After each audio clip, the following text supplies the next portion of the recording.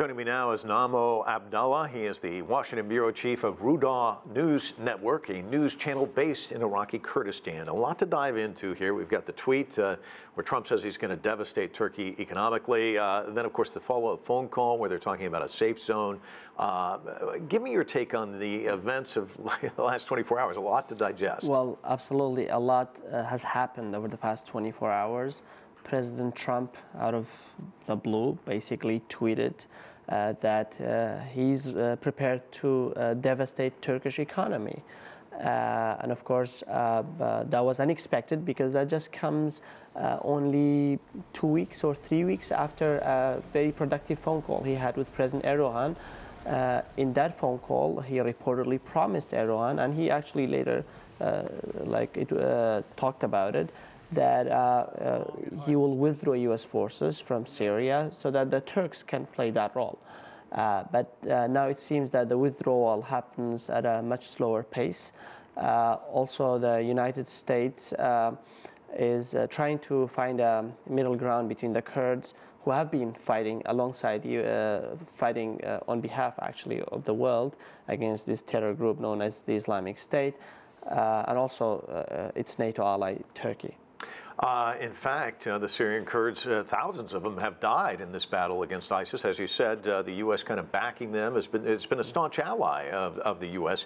A lot of people caught by surprise when Trump made the announcement that he was going to pull out of Syria. Here's just a smattering of some of the headlines after the announcement. One headline, Kurds scared to death, Kurds backed into a corner, move seen as a betrayal. Are those accurate, and what are you hearing from people on the ground there? They are. They are actually a reflection of what's happening on the ground, because just think about it. If the United States forces withdraw from Syria, the Kurds will be left on their own. And of course, they cannot fight Assad, who has fighter jets.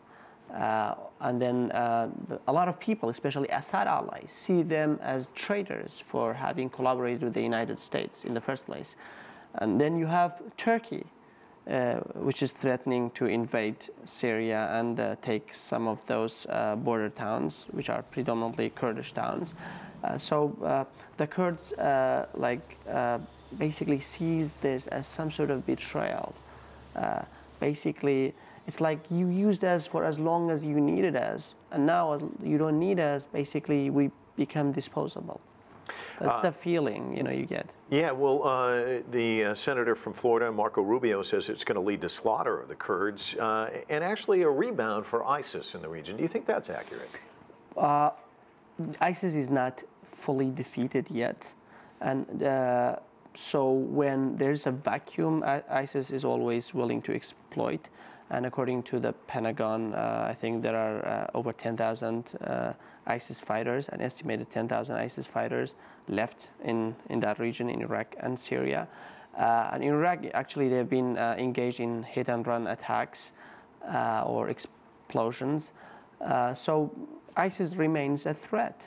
Of course, you need to at least defeat it physically before withdrawing from the country. But also, what James Jeffrey, the new special envoy for the coalition against ISIS, and also the U.S. representative for Syria, has said is really interesting.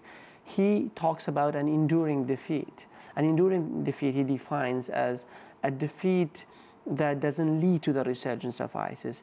And then he says that can only be achieved when you have the right circumstances, where the Sunnis are not excluded like they were in Iraq under Maliki, or we have a political structure in Syria where one small sect does not control the whole society, and the United States can play an important role in a post-ISIS stabilization effort of Syria. But are they with these moves, do you think?